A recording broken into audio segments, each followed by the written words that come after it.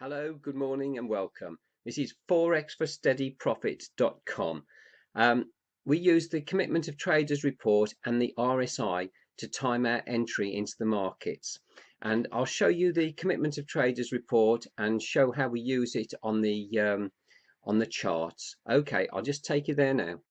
Okay, this is the Commitment of Traders report in a graph form. So as we can see the history and the positions of the commercials here in red and the speculators in green. And what we're looking for is the commercials to take an opposite position to the speculators in an extreme position. As you can see from the past, whenever this has happened, you've had a sell-off. And what I use then is the RSI to time my positions in. We've had this really large divergence here, and I can go back years, and it's sort of like an extreme position. So I'm expecting to see a very big sell-off, but we use the RSI just to time the position in.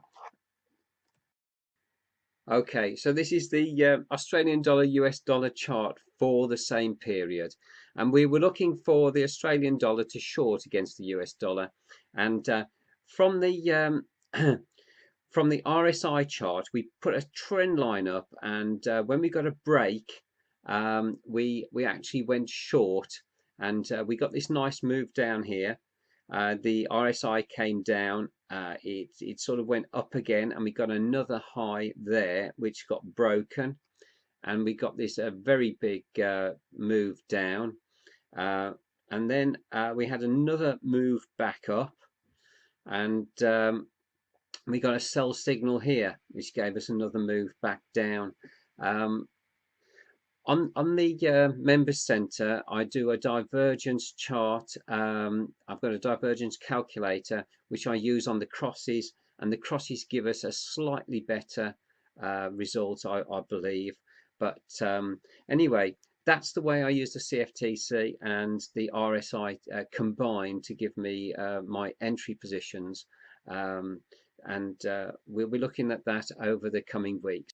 Hello, good morning and welcome. It's Thursday, the 16th of November, and it's just coming up to 9 o'clock.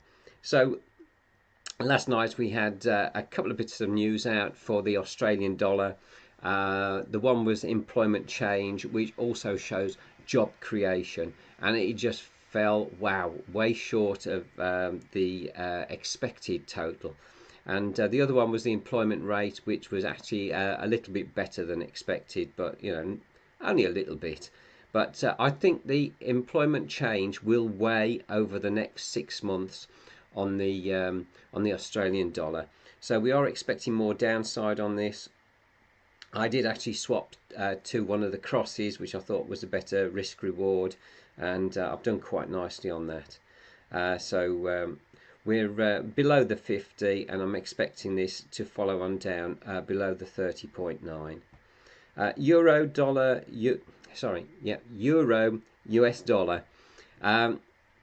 This hasn't actually fallen as far as I thought it would, and it's sort of keeping up the recent highs.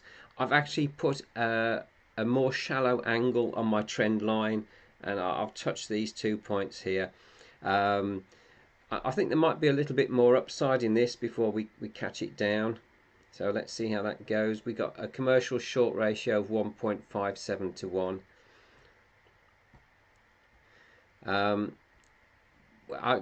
I've seen a bit more weakness on the New Zealand dollar than I thought. It's come down to recent lows. We are actually well below the 50 on the RSI, but the commercials have gone long this. So that there's been a change in position on the commercials to long the New Zealand dollar, and basically I don't think I'll be trading this at the moment. Pound US dollar, we have a commercials long ratio of 1.07 to 1, and we have a speculator's short ratio of 1.18 to 1.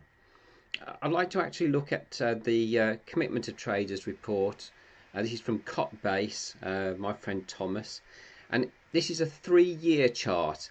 And if you look back here when we had an extreme sold position for the British pound, this led to this massive fall in the price of the pound. And recently we've had this extreme bought position, and we had this uh, big rise in the value of the pound the last year or so. And we've now come a few weeks ago, we went to an extreme overbought position. Sorry, we went to an extreme sold position for the pound, and we have seen a drop off in the value of the pound. Now I'm expecting a little bit more downside against the pound.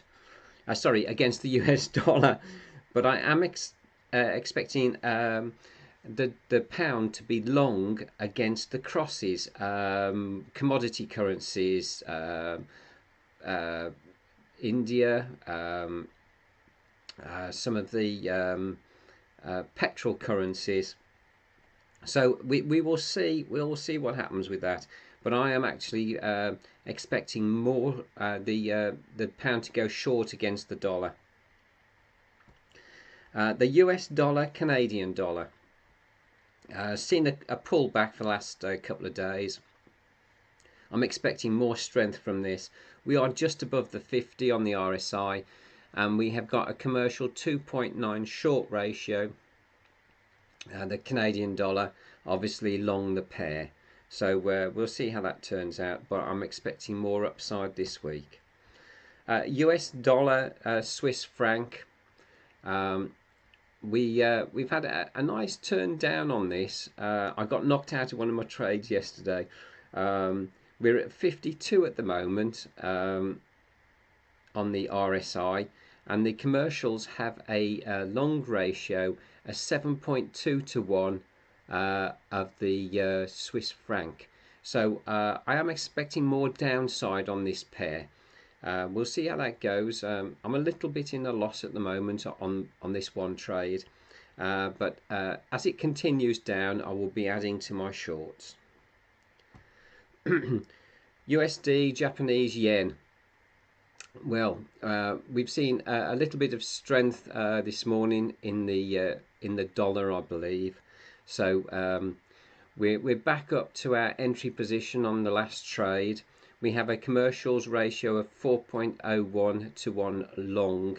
That is long for the Japanese yen, a short for the pair. We're still below the 50 just on the RSI, and I'm expecting this to move down later in the week. Silver. Well, we've seen nothing but sideways movement for the last couple of weeks. As the price of the as the value of the dollar goes up, we will see a fall in the price of the silver. The commitment of traders, they were fairly bearish of silver, and we are slightly above the 50 on the RSI. So I'm expecting that to move down later in the week. We'll see how it goes. And of course, tomorrow we've got the new commitment of traders out, which should come out on the Friday. Okay, well, thank you very much for watching. Hopefully see you again tomorrow. Cheers, bye now.